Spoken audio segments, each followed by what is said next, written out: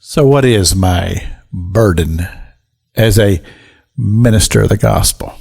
Because you see, I'm not a priest, as we would find described in the Old Testament, who would go into the holiest of holies, into the tabernacle and into the temple. I am a preacher. I am a minister of the gospel. Just a pretty simple human being, actually. Live a pretty simple life, but I have a burden. And this burden came with my calling. God called me to the ministry at a very, very young age. And as I grew into my teen years, He confirmed that calling. And as I just sat down and said to myself, I said, what is my burden? Well, it's kind of easy to describe. My burden is people. And you say, well, any particular people? I said, no, just people. And then you might say, well, Pastor, what people? I say, whoever I meet. If I meet you, then I feel like that I have a responsibility to be able to help you find your way to God. Now, I know that I can't go around to everybody I meet and say, hey, brother, sister, I want to help you find your way to God. Then, that would label you as some kind of a crazy person, and you wouldn't get very far in your influence. So you have to be a little bit more subtle than that.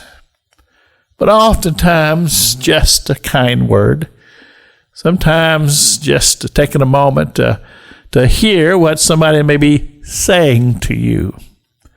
And many times I meet people in the midst of transaction. There's something going on. You're at a store or something. There's people standing behind you. You can't take up this person's time. And so my responsibility just begins to just take this person into the presence of God and just pray. And perhaps God will give you another opportunity to talk to this person, sow some seed. And thus it goes. As you go about your day, you're there to help people in the best way that you know how, and in the direction that the Holy Spirit gives you, to lead people to God. Now, in all honesty, a lot of people that I meet, it's pretty evident that they're not really all that concerned about God and a relationship with God. But then again, who truly can read somebody else's heart and soul? A lot of times people can put up some pretty good facades and give you the impression that anything spiritual is the furthest thing away from their mind. But truth being, they have questions. And many times they don't go to church. They don't listen to radio broadcasts like this.